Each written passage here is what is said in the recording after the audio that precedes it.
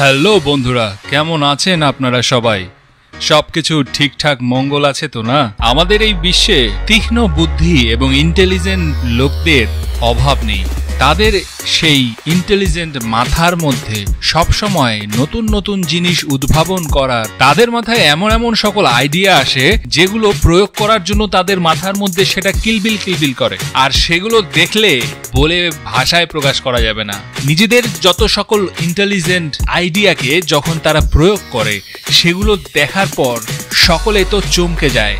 এরকমই কিছু অদ্ভুত এবং আজব সকল এক্সপেরিমেন্ট নিয়ে আজকে আমরা বন্ধুরা আপনাদের সামনে এসেছি। চলুন ভিডিওটা শুরু করি এবং এনজয় করি। আর ভিডিওটা যদি ভালো লাগে তাহলে লাইক আর সাবস্ক্রাইব করতে ভুলবেন না, কিন্তু কিপটামি করবেন না কিন্তু। আর সাথে বেল বাটনটিকেও প্রেস করে রাখবেন যাতে কোনো ভিডিও আপনার মিস হয়ে না যায়। কার ভার্সেস পিয়ানো। বন্ধুরা, আপনারা এর আগে দেখেছেন একটি কারের উপর আরেকটি কার ফেললে কি অবস্থা হয়, সেই রকমই এক্সপেরিমেন্ট হলো। এবার একটি কারের উপর একটি পিয়ানোকে ফেলে দেওয়া হলো। প্রায় 100 ফিটের উচ্চতা থেকে সেই পিয়ানোটিকে ফেলে দেওয়া হয়। আর তারপর যা ঘটলো, ও ভাই, যদি এই কারের ভিতরে কেউ বসে থাকতো তাহলে তো বেঁচে থাকার কোনো সম্ভাবনাই নেই। Cheap versus expensive helmet. এখনকার সময়ে পুলিশেরা হেলমেট না থাকার কারণে চালান কেটে দেয়, লম্বা জরিমানা বসায় দেয়, আর এজন্যই কিছু লোকেরা সস্তা হেলমেট কিনে রাখেন। কিন্তু বাজারে অনেক দামি দামি হেলমেটও অ্যাভেলেবেল আছে। আপনিও যদি সস্তা হেলমেট কিনে নিজেকে অনেক অনেক সচেতন মনে করেন তাহলে এই ভিডিওটাকে একটু দেখে নিন। বন্ধুরা, সবচেয়ে সস্তা যে হেলমেটটি সেটি একবারের হাতুড়ির বাড়িতেই শেষ, কিন্তু যেটা দামি সেটা তিনবার হাতুড়ি দিয়ে মারার পরও সেটা ভাঙেনি। আর এজন্যই কোয়ালিটি ম্যাটার্স বস।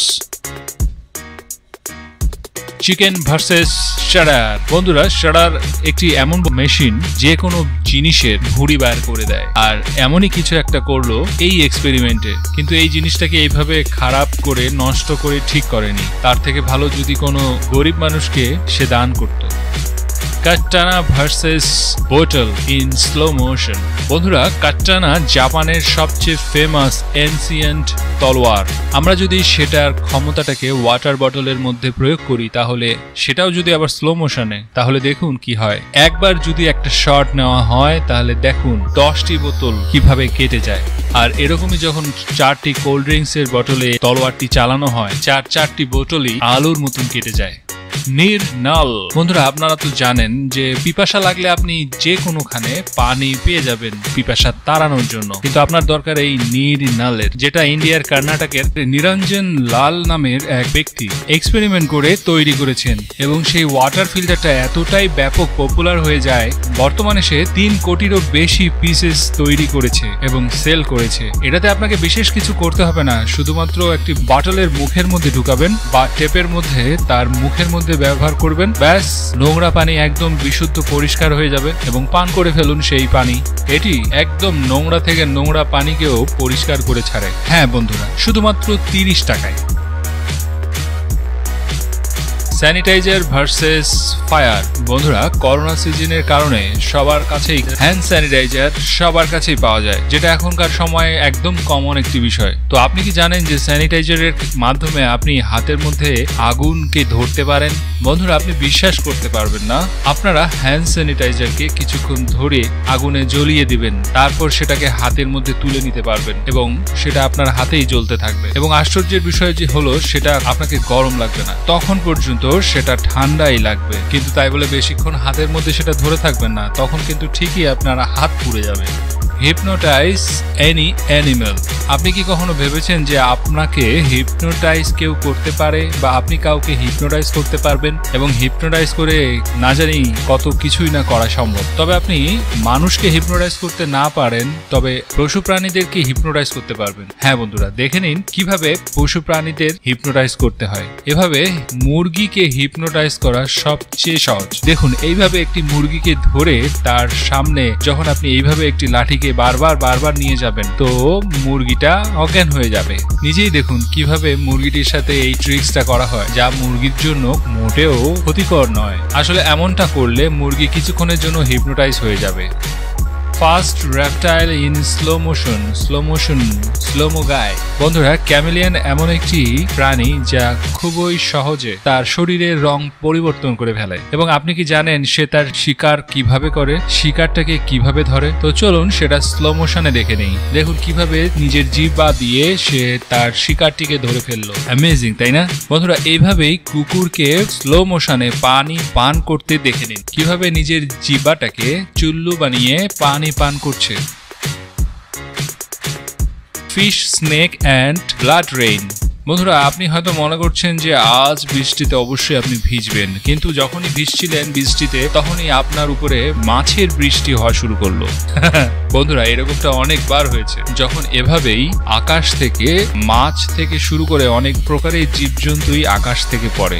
এমনকি মাঝে মাঝে তো রক্তের মতো লাল রঙের বৃষ্টিও হয়ে থাকে। আর সবচেয়ে ভয়ঙ্কর বিষয় যে হলো, এরকমটা আকাশ থেকে যখন সাপের বৃষ্টি হয়। বিজ্ঞানীদের মতে আকাশ থেকে সাপ বৃষ্টির মতো করে পড়া কখনোই সম্ভব নয়, কিন্তু বাস্তবে এমন ঘটনা অনেকখানি ঘটেছে। আসলে এগুলো ঘূর্ণয়মান বাতাসের কারণেই এটা হয়ে থাকে, যা পানিতে অবস্থিত জীবগুলোকে, প্রাণীগুলোকে আকাশে উড়িয়ে দেয় আর সেগুলোকে শহর অঞ্চলে নিয়ে গিয়ে ফেলে দেয়।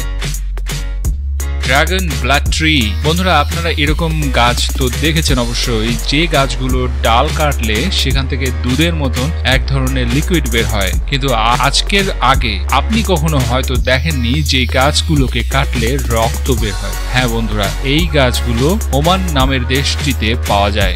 আর এর বিশেষ বৈশিষ্ট্য যেটা হলো, যখনই আপনি এটাকে এর ছাল বের করবেন বা এটাকে কাটবেন, তখনই ব্লিডিং বের হয় বা রক্ত বের হতে থাকে। বন্ধুরা, প্রাচীন আমলে অনেকেই মনে করত যে এখানে ড্রাগন বাস করে আর সেই ড্রাগনেরই ব্লাড বের হয়। বন্ধুরা, আসলে এটা একদমই ন্যাচারাল একটি বিষয়, আর এই ব্লাড গুলো মেডিকেলি অনেক কাজের জিনিস।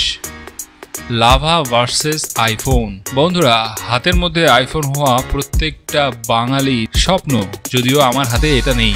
তবে অনেক ইউটিউবাররাই এমনই আছেন যারা এই আইফোনকে এক্সপেরিমেন্ট করেন বিভিন্নভাবে। যেমন এখানে আইফোনের উপরে লাভা ঢেলে দেওয়া হয় শুধুমাত্র একটা ভিডিও বানানোর জন্য। আসুন ভাই, সেই ভিডিওটা দেখে নিই। লাভার গরমে তার স্ক্রিনটা চটকে গেল। আমাকে সত্যি অদ্ভুত লাগতেছে যে 1 লাখ টাকার মোবাইল এইভাবে ধোঁয়ায় উড়িয়ে দিল।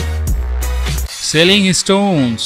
বন্ধুরা, এই পাথরগুলোকে দেখে আপনি হয়তো বলবেন যে এর মধ্যে কি এমন জিনিস আছে? যে কোনো পাথরকে ধাক্কা দিলে সে এরকম ভাবে স্লাইড হবে এবং তারপরে স্লাইডিং এর দাগ পড়বে, কিন্তু আসলে এমনটা নয় বন্ধুরা। আসলে এটি একটি ন্যাচারাল ফিনোমিনা। ক্যালিফোর্নিয়ার ডেথওয়ালা এই মরুভূমিতে বা শুকনা এলাকাটিতে পাথর বড় হোক বা ছোট হোক সবগুলোই স্লাইড করে, আর সেগুলো নিজের থেকে কিভাবে সরতে যায় এর বিষয়ে কারো কাছে কোনো এক্সপ্লেনেশন নেই।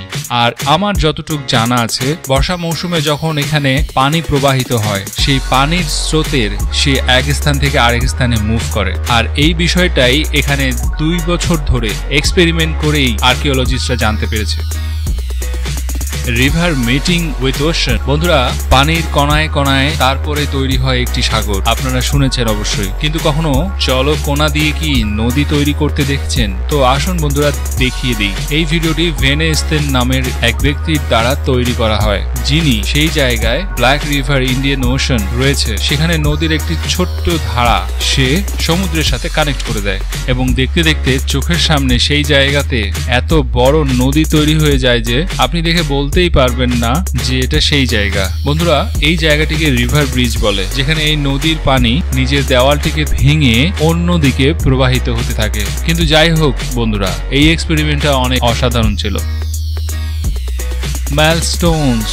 বন্ধুরা, গোসলের সময় হাত দিয়ে বালতির মধ্যে গোল গোল আমরা সবাই তৈরি করি, আর এই জিনিসটাই যদি আপনার সমুদ্রে বা নদীতে দেখা যায় তো ভাই সত্যি বলছি, চোখ বন্ধ করে 2 কিলোমিটার দূরে পালিয়ে যান। বলি কেন? তাহলে একটু সাবধানে শুনুন, মনোযোগ দিয়ে শুনুন। যখন দুটি পাওয়ারফুল বড় বড় সমুদ্রের ঢেউ একসাথে মিলিত হয়, তখন এই ওয়ালপুলের তৈরি হয় এবং এটা এতটাই বিপজ্জনক হয়, যারাই এর আশেপাশে আসে এবং তারা এই স্রোতের স্পিডে কারেন্টের মতন তারা মাঝখানে চলে যায় আর পানির ফোর্সের কারণে অনেক গভীরে ঢুকে যায় এবং মারা যায়। বন্ধুরা, এটা যতটাই দেখতে বিপজ্জনক ততটাই আবার সুন্দরও। দেখতে যতটাই সুন্দর হোক বন্ধুরা, কিন্তু এটা ততটাই বিপজ্জনক। মোনাজ বাটারফ্লাই সোয়ান। আপনারা কি জানেন বন্ধুরা, মোনাজ বাটারফ্লাই একসাথে এক ঝাঁকে ঝাঁকে দলে দলে উড়ে বেড়ায় এবং তারা মাইগ্রেট করে এক স্থান থেকে অন্য জায়গায় চলে যায়। তখন বলা হয় যে বড় বড় গাছের পাতা পর্যন্ত দেখা যায় না তাদের ভিড়ে। এখন এটা শুনতে এতটাই ইন্টারেস্টিং লাগছেন, তাহলে এটা না জানি দেখতে কতটা সুন্দর। এই যে প্রজাপতির ঝাঁকটা দেখতে পাচ্ছেন না, এটাই হচ্ছে ওনাজ বাটারফ্লাই এর ঝাঁক, যা এক জায়গা থেকে অন্য জায়গায় মাইগ্রেট করছে।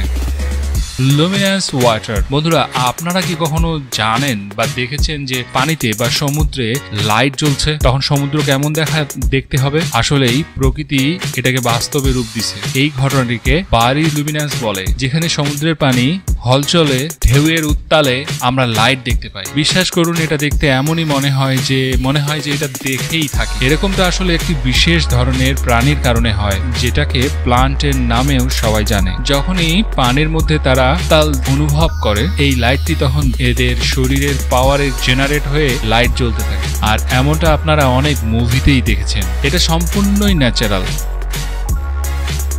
Fish tornado. মাছদেরকে সমুদ্রের ভিতরে এমন কিছু চক্রাকারের মধ্যে ঝাঁকে ঝাঁকে দেখতে পাওয়া যায়, যেখানে মাছগুলো সংখ্যায় লক্ষ লক্ষ আকারে ঘুরতে থাকে। কি অসাধারণ দেখতে! এখন আপনি হয়তো ভাবছেন, মাছগুলো এভাবে ঘুরছে কেন? আসলে শিকারীরা মাছগুলোকে ভয় দেখানোর জন্য এমনটা করে। তারা রিপ্রোডাকশনের সাইকেলের সময়কার একটি অনেক সুন্দর একটি দৃশ্য। সো বন্ধুরা, ভিডিওটা কেমন লাগলো? ভিডিওটা যদি ভালো লাগে অবশ্যই লাইক করে দিবেন। যারা সাবস্ক্রাইব করেনি চ্যানেলটিকে সাবস্ক্রাইব করে দিবেন এবং পাশের বেলটিও প্রেস করে রাখবেন।